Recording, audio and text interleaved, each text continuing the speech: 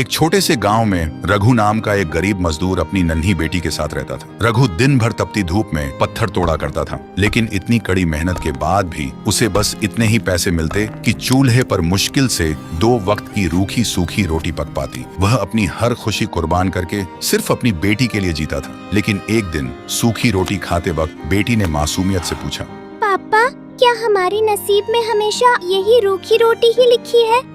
क्या हम कभी अच्छा खाना भी खा पाएंगे? ये सुनते ही रघु ने चेहरे पर एक झूठी मुस्कान लाकर कहा, एक दिन जरूर मेरी बच्ची। लेकिन अंदर ही अंदर रघु जानता था शायद वह दिन कभी नहीं आएगा। फिर एक दिन रघु गांव के बाहर एक पुरानी सड़क की मरम्मत कर रहा था। तभी उसका बेलचा किसी ठोस चीज से टकरा गया। जैसे ही उसने मिट्टी हटाई, उसकी सांसें थम गईं, क्योंकि मिट्टी के नीचे चमकती हुई सोने की एक ईंट दबी हुई थी, इतनी कीमती कि उसकी कीमत रघु की 7 पीढ़ियों की गरीबी मिटा सकती थी। ये देखते ही रघु की आंखों में आंसू आ गए। उसने सोचा, अब मेरी बेटी कभी भूखी नहीं सोएगी। लेकिन जैसे ही उसने सोने की ईंट को हाथ में उठाया, ईंट पर अपने आप कुछ शब्द उभर आए। ये सोना हर किसी को मिलता है, पर हर किसी का नहीं होता। रघु उस बात का मतलब समझ नहीं पाया। उसने सोचा, पहले मेरी बेटी, बाकी सब बाद में। और वह सोने की ईंट को चुपके से अपने घर ले आया। लेकिन लालच की सजा उसे तुरंत मिल गई। अगले ही दिन उसकी मासूम बेटी अचानक बुरी तरह बीमार पड़ गई। बड़े से बड़े डॉक्टर भी उसकी बीमारी की वजह समझ नहीं पाए।